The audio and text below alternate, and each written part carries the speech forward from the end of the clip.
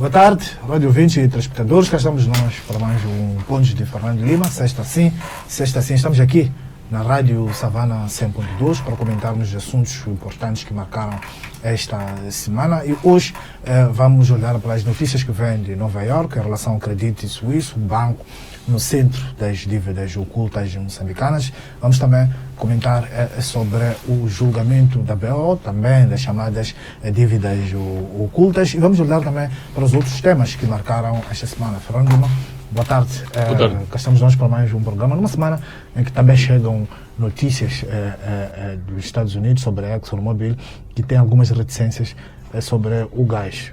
Má notícia para o Rovuma, por exemplo. São notícias contraditórias, ou seja, na Coreia está na fase final a construção da plataforma da plataforma da área 4, do sul da área 4.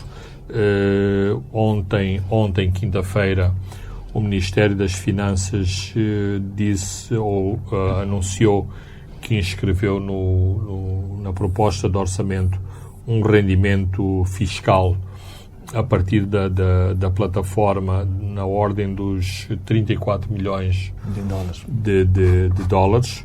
Não é, neste momento, 34 milhões já não nos excita muito, uma vez que tudo que seja menos de 2 bilhões já não é nada, mas isso significa que finalmente o gás, ou temos a esperança que o gás no próximo ano já vai começar a trazer rendimentos diretos, porque indiretos ao longo destes últimos anos sempre houve rendimentos indiretos. Mas esta questão da ExxonMobil é muito preocupante, porque não é a primeira vez que saem notícias da ExxonMobil.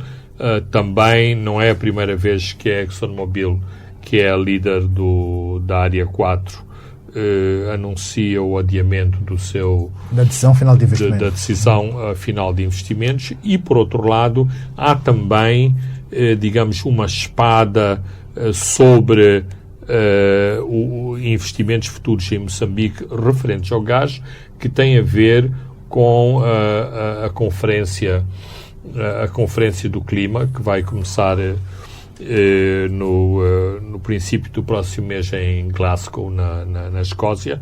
Aparentemente, as notícias não são boas para o ambiente, mas são boas para o gás. Ou seja, a situação mundial pós-Covid é tão complicada que as metas que se pretendiam atingir na cimeira do clima e, portanto, de todos os problemas do aquecimento global, da produção de dióxido de carbono, vão, de algum modo, ser adiadas, ou seja, as metas são muito mais modestas, o que significa que projetos de gás e, eventualmente, mesmo projetos de carvão vão ter uma moratória para se desenvolverem. Por exemplo, há uma central térmica em Tete que há anos que se arrasta. Em princípio, o governo britânico devia reunir fundos para financiar esta central. Finalmente, a Ncondesi encontrou estes financiadores chineses e, aparentemente, este projeto, mesmo sendo um projeto de carvão, vai passar dentro deste espaço da moratória para, portanto, centrais energéticas movidas a combustíveis fósseis, nomeadamente os mais poluentes, como é a questão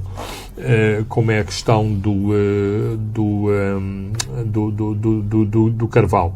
Há também um outro aspecto em relação ao Rovuma que é pouco ventilado, mas que os especialistas da área argumentam que é o gás do Rovuma tem uma componente química que o faz ser menos poluente e menos inimigo do ambiente que noutras áreas de exploração. Eles chamam ao gás do Rovuma sweet gas, ou seja, um gás doce, porque tem menos componentes de carbono que gás extraído de outras latitudes do nosso planeta. Claro que isto, a fonte são as próprias entidades que têm a responsabilidade de produção, portanto, têm que argumentar a favor da exploração do gás do Rovuma. Isto são também argumentos para Max Tonella eventualmente argumentar em Glasgow, na COP, não sei se é COP 25 ou COP 26, a cimeira do clima, para advogar que os projetos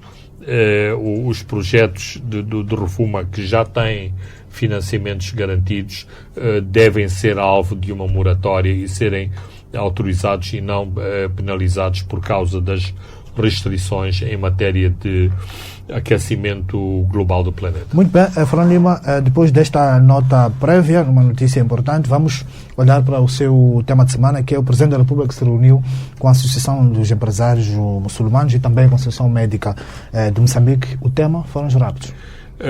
Eu elenquei este tema porque, é assim, o Presidente não costuma reunir-se com toda a gente. Significa que, sim, sendo o Presidente de todos os moçambicanos, está em contacto permanente com a população. Ainda hoje esteve envolvido no lançamento de dois projetos fotovoltaicos, portanto, de produção de energia a partir da energia solar, passo o pleonasmo, mas isto para dizer o seguinte: o governo de Moçambique sente que a questão dos raptos é suficientemente sensível, que há um cansaço grande da população em Moçambique, sobretudo da população mais letrada, mais sofisticada, da população que trabalha na economia, tem um papel sensível na economia, que a questão dos raptos tem que ser resolvida. Claro que, eventualmente, as duas associações saíram com uma mão cheia de nada do encontro na Presidência da República, mas o sinal político é evidente. O que é preciso fazer? Isto parece um disco arriscado. Então, eu penso que se deve eventualmente olhar para Cabo Delgado, para as soluções encontradas em Cabo Delgado, e talvez numa dimensão menor, porque os investimentos e os apoios exteriores também serão muito menores. É tempo de Moçambique equacionar uma potencial ajuda de polícias congêneres, de polícias que inclusivamente já trabalharam em Moçambique e com resultados palpáveis. Eu estou a falar da polícia sul-africana em primeiro lugar e também da polícia portuguesa, que tem um longo historial de cooperação na formação com policiais de investigação. Mas aí é um risco, Fernando Lima, que já falamos aqui, que pode fugir do controle, que toda a podridão pode vir ao de cima, tal como as insuficiências nossas em Cabo Delgado vieram de cima com a intervenção das forças internacionais. Exatamente, Francisco. Por isso mesmo é que há essa grande resistência. Mas é assim, quando Moçambique foi pressionado pelo líder dos ismaelitas para resolverem problemas de ratos, quando o governo de Moçambique foi pressionado pelo próprio primeiro-ministro indiano Narendra Modi, resolveu-se o problema em poucos dias. Portanto, a sogra do dono do grupo Merex, se não me engano, mais este empresário dono dos supermercados Recheio, foram soltos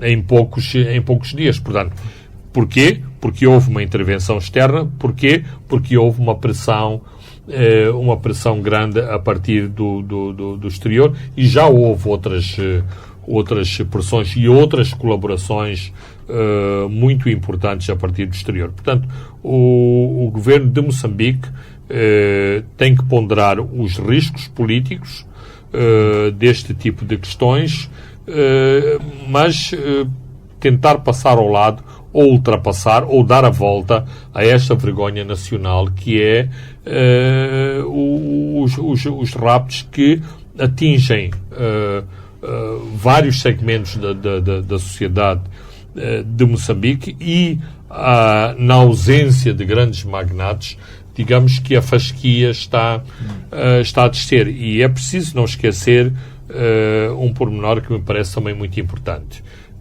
Na América Latina, os raptos são um acontecimento do dia a dia, ou seja, as sociedades, uma parte das sociedades latino-americanas vivem com os raptos no seu cotidiano, e por isso mesmo uma parte da nata dessas sociedades imigra para outros países, nomeadamente para os Estados Unidos, para a Europa, porque não consegue viver nesta intranquilidade. Ora, isto significa que são cérebros que abandonam o país, capital que abandona o país, o que também está a acontecer aqui em Moçambique. Todos os executivos dos bancos são unânimes em reconhecer que as reservas em contas bancárias em Moçambique hoje são muito menores do que antes do fenómeno dos raptos. Portanto, há um impacto significativo que os raptos têm na sociedade de Moçambique, e mais grave, o governo sabe como fazer para afastar ou para combater este fenómeno. Ontem, na reunião com o presidente, ficou vincado que as famílias também não colaboram. Há falta de abertura, há falta de informação, não dá informação à polícia. Isto, Fernando Lima, não é transformar as vítimas em culpados? Exatamente. Isto não resolve o problema. Primeiro porque a polícia, se tivesse ou se quiser ter capacidade de interceptar as comunicações, intercepta as comunicações independentemente da colaboração das famílias. Depois, me parece uma desculpa esfarrapada dizer que são as famílias que devem pôr outros membros da família em risco ao colaborarem com a polícia, porque essas famílias estão avisadas, estão ameaçadas, eventualmente a própria rede dos raptos sabe a que nível há colaboração com a polícia, portanto sabem exatamente o que é que se está a passar no diálogo com a polícia, e tem medo. Ou seja,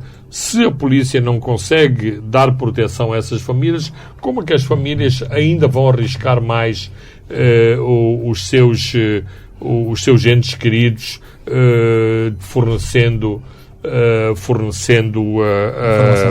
informações mais?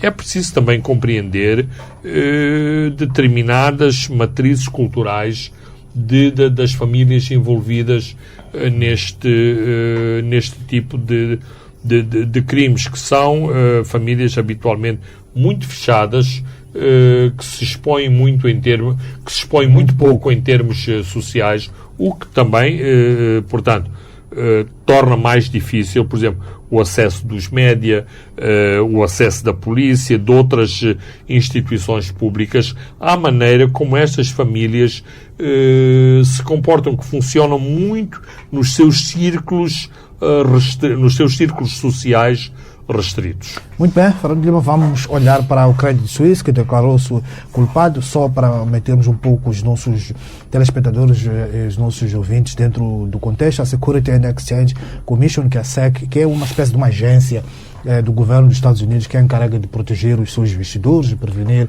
a proteção dos mercados, de manipulação, nesse caso, anunciou que a Credit Suisse concordou em pagar 475 milhões de dólares às autoridades norte-americanas e ao Reino Unido. Primeira leitura, Fernando Lima, Isto significa que o banco, que é o Credit Suisse, fica livre das acusações da justiça norte-americana e que movia contra eles, e também isto pode fazer parte de um processo de branqueamento de imagem do próprio banco. Ou até que ponto também outra questão é que esses desenvolvimentos de Nova Iorque jogam a favor de Moçambique no processo de Londres, e também até que ponto é que este desenvolvimento de Nova Iorque não esvazia, não enfraquece a narrativa que está a ser jogada na BO? Bem, são muitas perguntas, mas eu acho que há um denominador comum aí.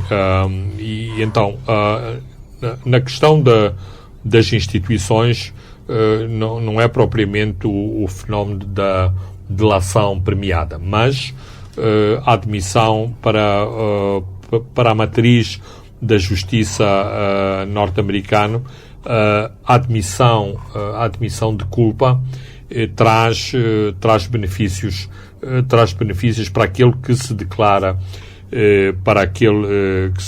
culpado. Também no nosso sistema jurídico portanto, há as questões que são atenuantes para uma determinada pena, mas esses atenuantes não são negociados como no sistema norte-americano. Aqui há umas semanas, o Financial Times, que é um grande jornal de temas económicos, levantava a questão: o que o Credit Suisse estava à espera para negociar uma penalidade em relação ao escândalo em Moçambique, e afastava a sua imagem das primeiras páginas dos jornais. Portanto, penso que esta interrogação, esta pergunta do Financial Times não era inocente. Eles sabiam exatamente que o banco estava em negociações. Mas o Credit Suisse está a passar por uma grande reestruturação. A reestruturação também tem a ver com estes vários escândalos. Os escândalos não são apenas referentes a Moçambique, e, portanto, foram afastados muitos executivos do Credit Suisse, incluindo o seu presidente, ou na nossa gíria, o seu PCA, foi afastado. Portanto, esta negociação com as autoridades americanas, nomeadamente com o regulador de mercados e com o Departamento de Justiça, é uma maneira de afastar, digamos, da ribalta, das luzes da ribalta, o crédito. Uma espécie de branqueamento de imagem. Sim. Ou, neste caso, mais, eu diria, o termo apropriado seria de melhoramento de imagem, mas em última análise é isso. Limpa a imagem. Portanto, os pagamentos para já foram para o Departamento de Justiça, para o regulador de mercados e para o regulador de mercados da Grã-Bretanha. O regulador de mercados da Suíça, que também está envolvido neste processo, ainda pronunciou-se esta terça-feira, mas ainda não penalizou em termos financeiros o Credit Suisse. É importante também dizer que houve uma pequena penalização, são 6,4 milhões de dólares para o VTB, porque também é acusado de procedimentos impróprios em relação a um país como Moçambique, um país pobre, um país com mecanismos deficientes de apuramento da sua dívida e de exposição ao exterior. Tipo, o VTB aproveitou-se das insuficiências de Moçambique. Claro que ainda há outras... Divulgou aquela informação, mas se defende, diz que não corrompeu, não está provado de que corrompeu. Sim.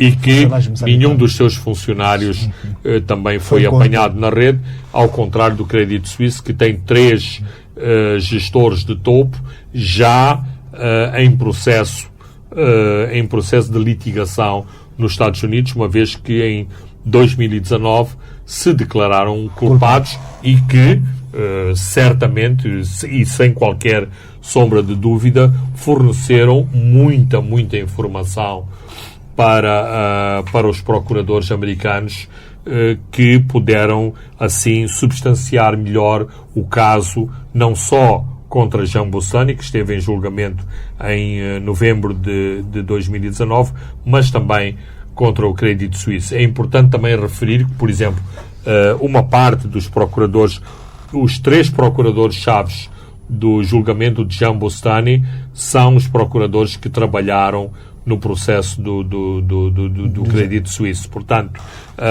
e provavelmente a equipa do FBI também terá sido a mesma que trabalhou no processo de Jean Bustani. Falta ainda apurar as indemnizações que serão administradas para os americanos que subscreveram as obrigações da Ematum, e isso será um apuramento posterior. Mas isso que vão ser pagos, vão ser ressarcidos pelo Credit Suisse. Exatamente. Não. Isto significa o seguinte, que ainda não acabaram os valores que terão que ser desembolsados pelo Credit Suisse. Portanto, eles vão ser aqueles que compraram as obrigações da Ematum, e essas obrigações foram comercializadas por vários bancos, entre os quais o Credit Suisse, vão ter que ser indemnizados pelo Credit Suisse. Quais são as lições para Moçambique? Primeiro, isto interrompe ou põe em causa uma narrativa de um certo não vou dizer de orgulho, não é a palavra mais apropriada, mas aqueles que ficaram satisfeitos, como o advogado Chival, que ficou muito satisfeito com a absolvição de Jean Bustani. Portanto, significa que os Estados Unidos prosseguiram a mesma narrativa, prosseguiram o mesmo modus operandi, ou seja, o Credit Suisse está a ser penalizado porque as transações financeiras passaram pelo sistema informático dos Estados Unidos, uma vez que foram transações feitas em dólares. Portanto, significa que há outros argumentos que explicam porque que Jean Bustani foi absolvido, não que Jean Bustani não cometeu nenhuma ilegalidade. Um segundo ponto, que também é muito importante e conjunturalmente ainda é mais importante, é que em nenhum momento nesta investigação foi concluído que havia um projeto muito importante para a economia de Moçambique ou para a segurança de Moçambique, e que esse processo foi de algum modo interrompido a meio e que um grupo de oportunistas desviou esse processo. Não. Toda a percepção das autoridades americanas é que desde o princípio isto era um processo para defraudar, e é interessante, eles usam sempre a expressão da people of Mozambique, o povo moçambicano. Portanto, não houve aqui nenhum projeto para a economia, num determinado momento há uma passagem que diz que o Credit Suisse ocultou ter contratado dois especialistas em pesca do atum que demonstraram que aqueles barcos não estavam preparados para pescar atum, nem que os números que eram apresentados eram os números corretos em relação ao fornecimento do equipamento para a pesca do atum. Portanto, cai este argumento patriótico do projeto de defesa nacional, que depois foi raptado ou foi desviado dos seus propósitos iniciais. Finalmente, A questão de Londres. Moçambique tem vários processos em litigação em Londres que devem ir a julgamento em outubro. 2023. E nós dizemos que a justiça moçambicana é lenta. Estes processos devem ir a julgamento em outubro de 2023. Então, a partir do momento em que o Credit Suisse é condenado, ou seja, o mais importante, aceitou a culpa, isto torna o Credit Suisse mais frágil na sua argumentação e fragiliza todos aqueles que estão, digamos, do lado do crédito, ou do lado dos credores, como a Privinvest, que de modo algum aceitou qualquer culpa. A posição da Privinvest é de dizer: nós fomos contratados para fornecer equipamentos e serviços, queremos que o nosso dinheiro nos seja pago, ponto final, não temos mais nada para argumentar. Isto também abre uma outra possibilidade, e vários especialistas têm argumentado nesse sentido, que é, eventualmente, o Credit Suisse, pondo nos pratos da balança os prós e os contras, poderá negociar fora de tribunal uma indemnização a favor de Moçambique e acabar este caso. Ou seja, por isso que se coloca em alguns setores, se o Credit Suisse fala de cometer irregularidades, por que não fala de cancelamento da dívida e não de perdão de 200 milhões de dólares? Exatamente. Não.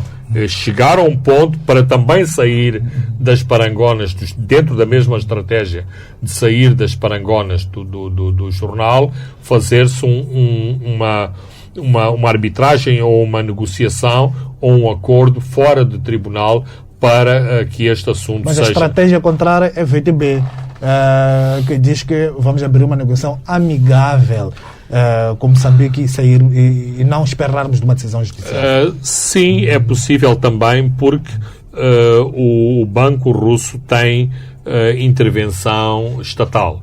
E até agora, digamos que as autoridades russas, não obstante terem dito às autoridades moçambicanas que estavam dispostas a colaborar, no fim do dia subiam para o lado. Portanto, de algum modo, e eu acho que aqui há ingenuidade por parte das autoridades moçambicanas, quando o VTB avançou com uma ação na Praça de Londres, houve setores aqui em Moçambique que ficaram muito surpreendidos, porque pensavam que isto era um assunto... Não, isto era um assunto entre Nyusi e Putin, que os negócios ficam tipo HCB César, ou seja, quando o HCB pressiona a César a pagar as suas contas da eletricidade, há um telefonema e acabam as pressões. Portanto, apesar de eu ter visto lamentações que quem se está a beneficiar são os americanos, e não os moçambicanos, de qualquer forma, esta situação abre alguns prenúncios positivos para alguns benefícios a favor de Moçambique em Londres. Finalmente, uma nota de pé de página que não deixa de ser também importante. Dado que os Estados Unidos já conseguiram as indemnizações ou as multas a serem cobradas ao Credit Suisse, dado que houve um manancial inesgotável de informação que foi libertado no julgamento de Jean Bostani, será mesmo que precisam ainda de Manuel Chang em Nova Iorque? Portanto, eventualmente, esta condenação do Credit Suisse abriu a porta para que Chang venha a Moçambique. Ou seja, os Estados Unidos vão desistir, vão perder interesse. Sim, há menos interesse, ou seja, neste momento, portanto, ninguém é estúpido. os governos, e nomeadamente as autoridades americanas, que estão atentas àquilo que se está a passar em Moçambique, àquilo que é a conjuntura política decorrente do julgamento na BO, aferirão, e isto eles diriam sempre que eu estou a fazer ficção política, mas ninguém é ingênuo, mas eles aferirão se vale a pena continuar a pôr o pé no acelerador e exigir que Chang vá aos Estados Unidos ou regresse a Moçambique. Não é por acaso que in extremis se travou o regresso de Chang a Maputo, e agora há uma lentidão incrível para uma nova decisão se Chang regressa a Moçambique ou não. Estes factos, estas circunstâncias não são de todo displicente de outras questões de bastidores que são negociadas pelos governos. Claramente, os Estados Unidos nunca deixaram de manifestar uma grande hostilidade em relação à administração Guebuza, como, a partir de um determinado momento, têm estado muito favoráveis à atual administração de Filipe Nyusi. Tal como no sumário executivo do relatório Kroll Fernando Lima, onde os nomes vinham codificados, foram necessários exercícios de cruzamentos de informações para chegarmos quem é o indivíduo A, B, C e D, por aí além. Neste caso do Banco Suíço, há um nome de um moçambicano que terá beneficiado de 8 milhões de dólares. É um enigma para verificarmos esse nome. Mas o exercício... É mais um exercício, e eu estou certo que os jornais de Moçambique e de outras paragens, mas sobretudo os jornais moçambicanos, terão o nome da personagem do país do queijo, que é a Suíça, de quem é este indivíduo que, como assessor do Credit Suisse, se beneficiou de 8 milhões de dólares e que o Credit Suisse notificou as autoridades helvéticas em 2019. E é um cheirinho que as investigações dos suíços que nos deram agora, para não ficarem atrás quando os americanos e o Reino Unido... Exatamente. O comunicado suíço é cheio de boas intenções, cheio de enunciados de boas práticas que o Credit Suisse não cumpriu e que aparentemente prometeu que vai passar a cumprir, e depois deixaram cair este cheirinho com sabor à investigação policial do tal assessor que ganhou os 8 milhões de dólares nestes créditos do banco a favor de Moçambique. Muito bem, Fernando Lima, caros ouvintes e telespectadores, vamos a um brevíssimo intervalo e voltamos já. Boa tarde, rádio ouvintes e espectadores, estamos de volta à segunda e última parte dos pontos de Fernando Lima. Agora vamos um pouco olhar para o que acontece na tenda de BO. Fernando Lima, Alexandre Chivalo, que é o advogado de António Carlos de Rosário, o antigo diretor de inteligência econômica do CIS, foi afastado do tribunal, já não é advogado de António Carlos de Rosário. Fernando Lima, era expectável, dada todas essas ligações problemáticas que o advogado tinha?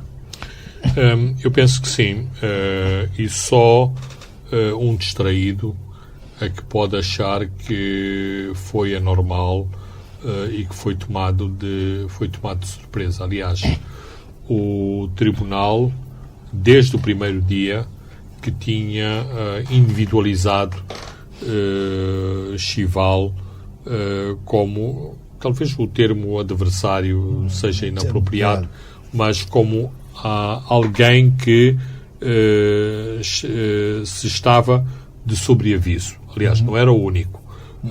Quanto a mim, me parece que mesmo Rodrigo Rocha e Abdul Ghani, sendo advogados muito vocais, também, digamos que o juiz era muito mais reativo às argumentações desses outros dois advogados e menos reativos em relação a todos os outros. Claro que também acho correto mencionar Isal Sumanjan, que pertence ao mesmo escritório de advogados de advogados, de Alexandre para Chival, o qual o tribunal, e aqui uso a expressão do juiz Efigênio, quando se refere a si próprio, não diz o nome dele, diz o tribunal. Diz o tribunal. E a questão é a seguinte: se nem é preciso cavar muito para se concluir potencialmente que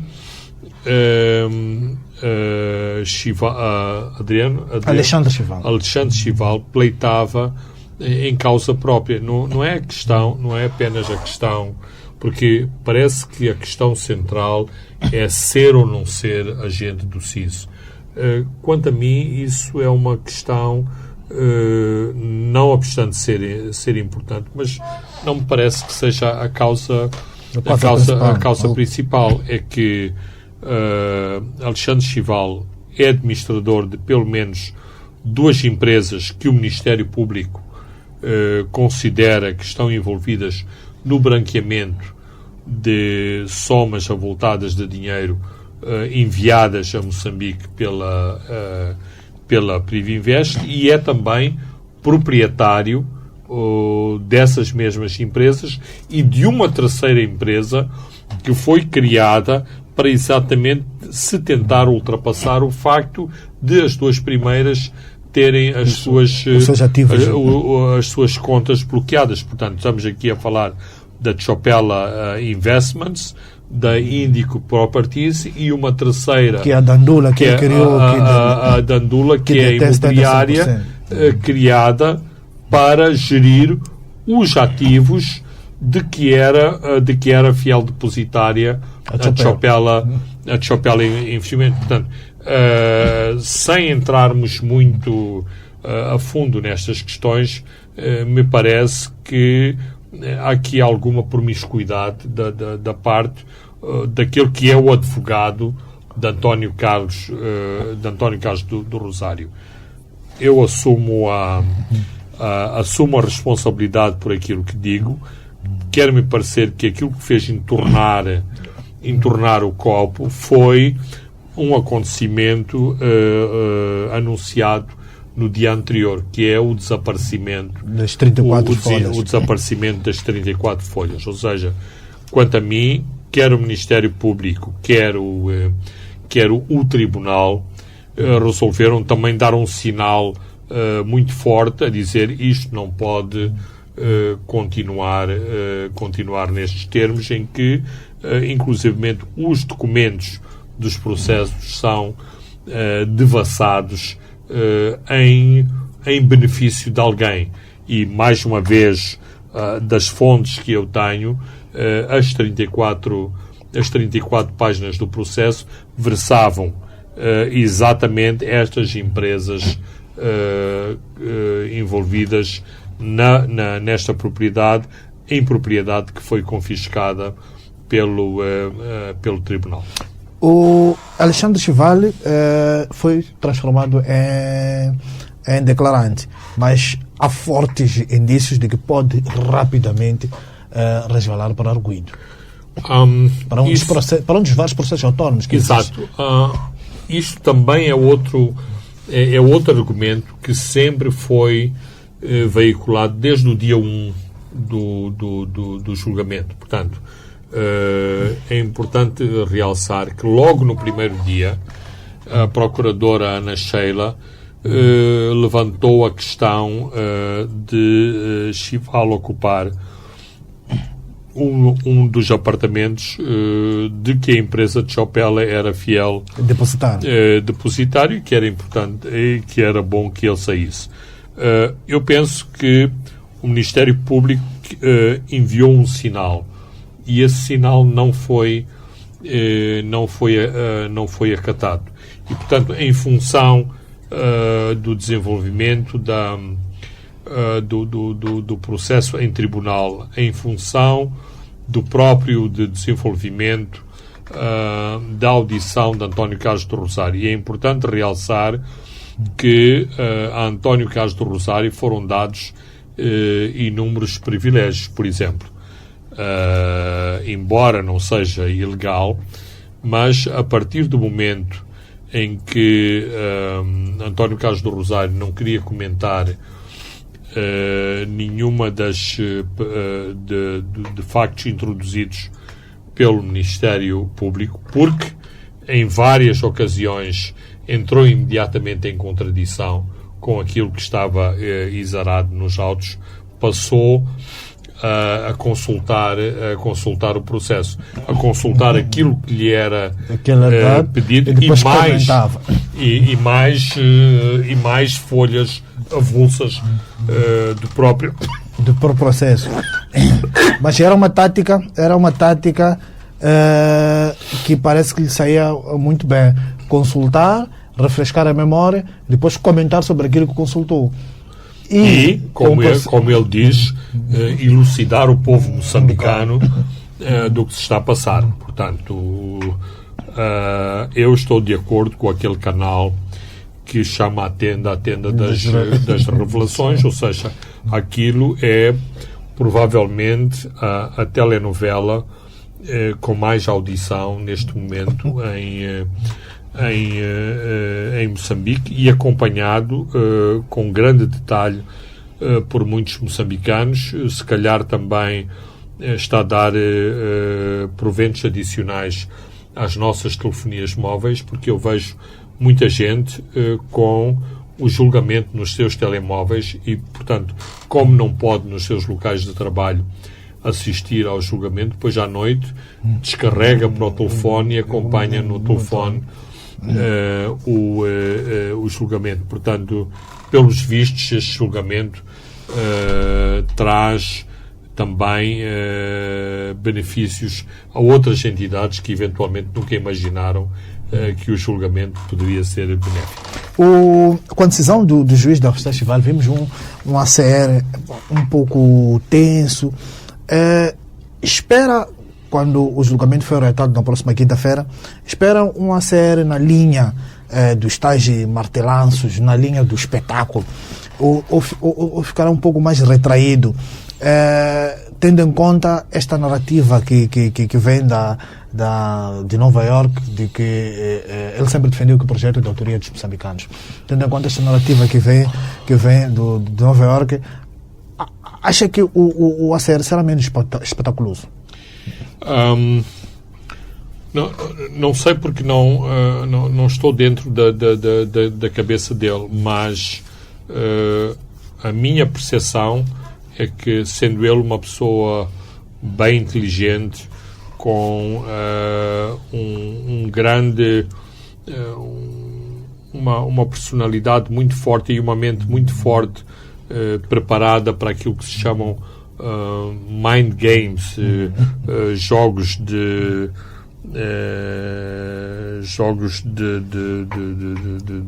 cabeça, eu penso que ele vai continuar na mesma linha. Aliás, presumo, é uma presunção, que António Carlos do Rosário é uma grande dor de cabeça para os seus advogados, porque acho que aquilo que ele decide que deve dizer, ele diz, e os advogados são suas peças acessórias. Ele tem um grande ego, assim o demonstrou em todo o julgamento, e não me parece que ele vá alterar a sua maneira de agir em tribunal. A única alteração que eu devo notar, e também há explicação para isso, é alguma contenção depois de estar ciente que abusos excessivos o privariam de ter esta audiência cativa de milhões de moçambicanos que podem acompanhar as suas proclamações via televisão. Então, o facto de recolher aos calabouços e só comparecer em julgamento no dia da sentença,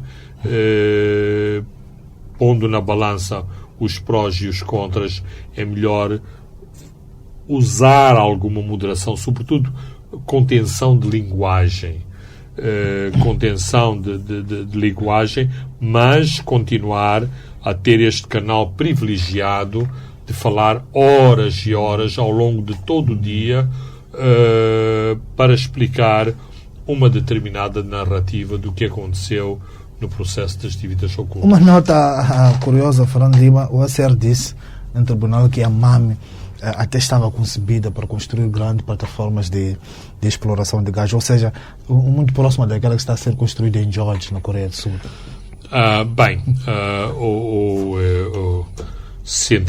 Até agora nós nunca aqui comentámos os detalhes das declarações de António Castro do Rosário, mas ele é pródigo, ou tem sido pródigo em fazer pronunciamentos pouco exatos daquilo que foi concebido ou do que pode ser feito. Alguns desses pronunciamentos, inclusivamente, foram desmontados pelo próprio juiz, que não é propriamente um especialista em tecnologia de última geração. Por exemplo, tudo aquilo que o senhor Nhagomel viu em Kiel pode ser montado aqui em Moçambique, e como o tribunal disse, não era preciso todos aqueles várias hierarquias de detecção e de intervenção no mar para se atuar eficazmente contra piratas, contra ladrões de recursos marinhos. E é assim, para responder à questão da plataforma, a plataforma que está a ser construída na Coreia é a segunda plataforma que a nível mundial é preparada para águas profundas. Portanto, é como que uma plataforma quase experimental para a exploração de gás em águas profundas. E, portanto, não seria um pequeno estaleiro em Cabo Delgado, em Cabo Delgado ou em Maputo que teria a capacidade para fazer este módulo, que em muitas situações é um módulo com características de protótipo, ou seja, de algo que está a ser feito pela primeira vez em termos mundiais. Uma última questão: como é que olham para este aparente ataque ao juiz após a tomada da decisão de afastar Chival do tribunal? Acha que são ataques que vêm do lobby das dívidas ocultas? Eu penso que é uma combinação de fatores. Claro que a expulsão de Chival enfraquece este lobby, e vimos e temos acompanhado que é um lobby que está organizado e que atua em várias frentes, nomeadamente na frente mediática. Mas também me parece que há um lobby corporativo dos advogados que se sentiu desconfortável com este afastamento de Chival. Ou seja, se houver um pente fino sobre advogados que participam em conselhos de administração, em conselhos de gerência de várias empresas suspeitas, investigadas, com transferências bancárias irregulares, com transações comerciais irregulares, e que têm advogados nesses mesmos conselhos de gerência e conselhos de administração, podemos concluir que o exemplo da Chopella e da Indico Properties se aplica também a esses mesmos advogados. Portanto, não surpreende que estes advogados com telhados de vidro tenham reagido de algum modo, de forma histérica, ao afastamento de Alexandre Chival da tenda da BO. Vamos aos combustíveis. Os preços subiram, foram revistos em alta esta semana, causando grande preocupação, sobretudo em setores de baixa renda. Falando de há quem defende que se devia regressar à política das almofadas, os subsídios para setores sociais. Mas como já debatimos no passado, estes subsídios acabam no fim do dia por beneficiar setores privilegiados, os que andam dos grandes bólides, os detentores de cargos públicos. Exatamente, Francisco. Isto seria revisitar um debate que tivemos aqui há algum tempo atrás. Antes de vir ao programa, eu vi as cotações do petróleo Brent no mercado internacional e a progressão dos preços no mercado internacional durante um ano. Ou seja, o preço do Brent, que é o petróleo que usamos aqui, o crudo, aliás, nós não usamos crudo, nós já recebemos os combustíveis refinados, uma vez que neste momento não temos capacidade de refinar. O crudo aumentou o seu preço num ano em 112%. Portanto, isto significa que se fizéssemos contas de merceeiro, não contas mais complexas e cruzamento de taxas, de impostos sobre os combustíveis, nós teríamos um preço desde novembro de 2020 o dobro. Ora, os combustíveis aumentaram de forma dramática, eu diria, mas não aumentaram para o dobro. Mas, e aqui o Governo tem culpa. Eu acho que, eventualmente, e isto já foi analisado no passado, que, digamos que há aquele tratamento sem dor e há aquela injeção que uma pessoa mete a agulha no tecido humano sem qualquer compaixão pelo paciente. Ou seja, se ao longo dos últimos meses tivéssemos vindo a aumentar os combustíveis 1 metical, 2 meticais por mês, seria muito menos doloroso do que este tratamento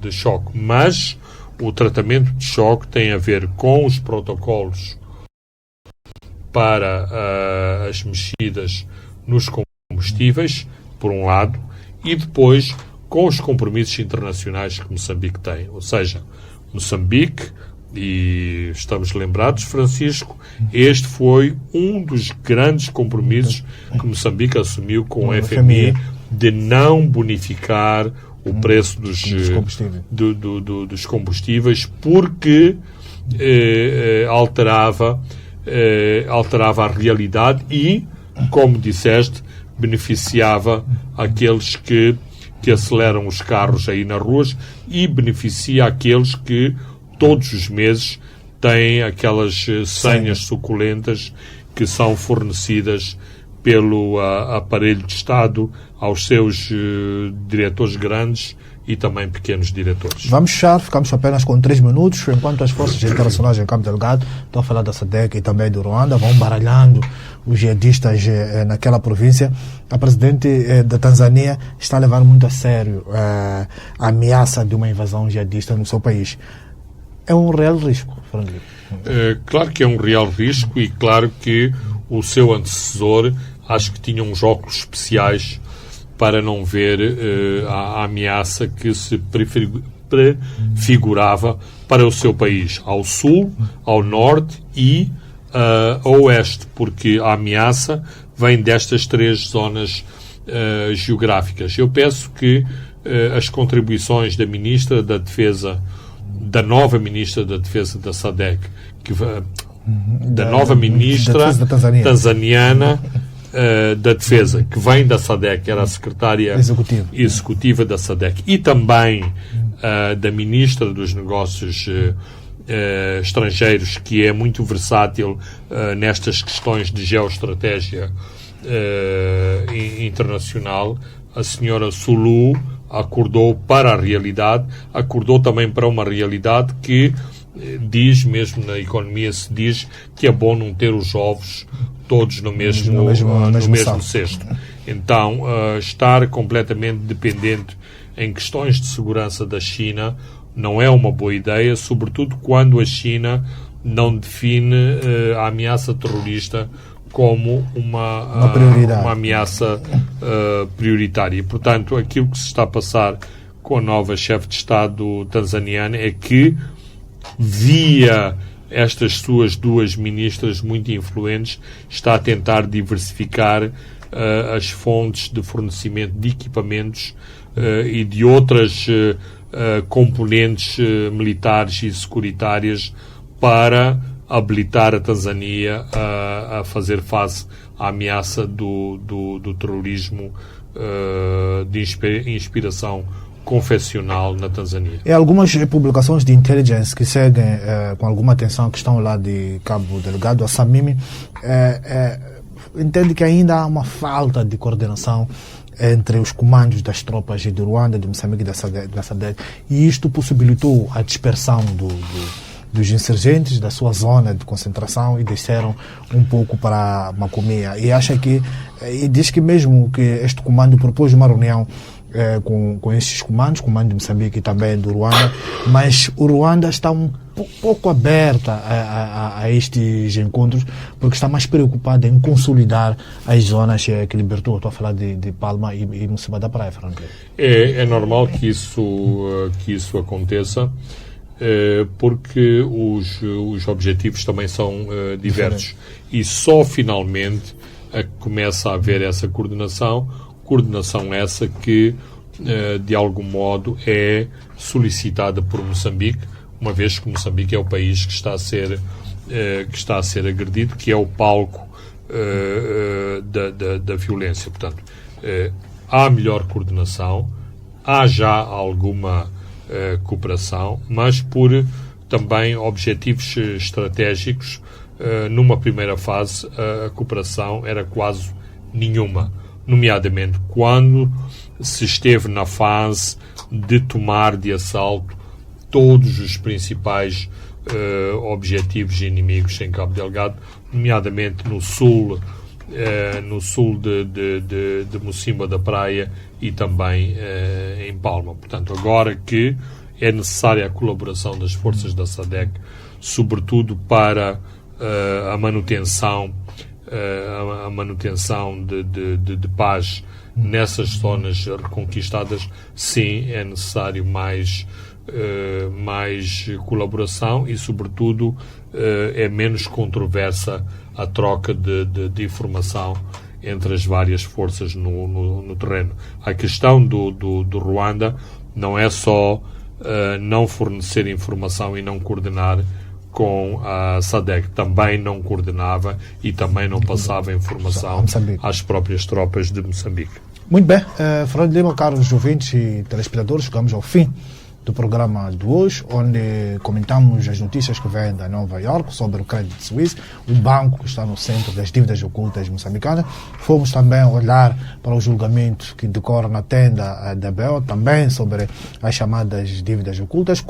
Comentamos sobre a subida dos preços de combustíveis e as preocupações de Tanzânia em relação ao jihadismo. Eu sou Francisco Carmona, André dos Santos e Leque Vilanculos encarregaram-se da parte técnica. Boa tarde, até de hoje a 7 dias.